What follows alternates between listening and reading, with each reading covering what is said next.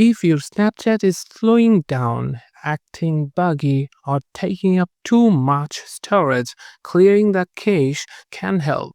Here is how you can clear the cache on Snapchat using your Android phone. Open the Snapchat app, tap on your Bitmoji or profile icon in the top left corner. Then tap the gear icon in the top right corner to open settings.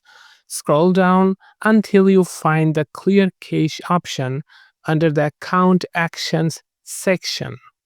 Tap on it.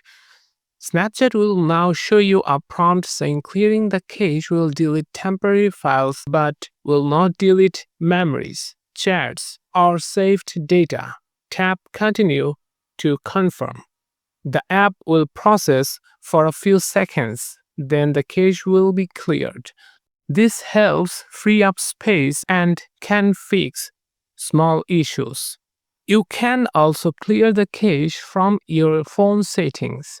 Go to your phone settings, then apps, app management, or manage apps, depends on your phone model. Then find Snapchat from the list. Tap on it, tap on storage, then tap clear cache. Avoid tapping clear data as that will log you out and delete your settings.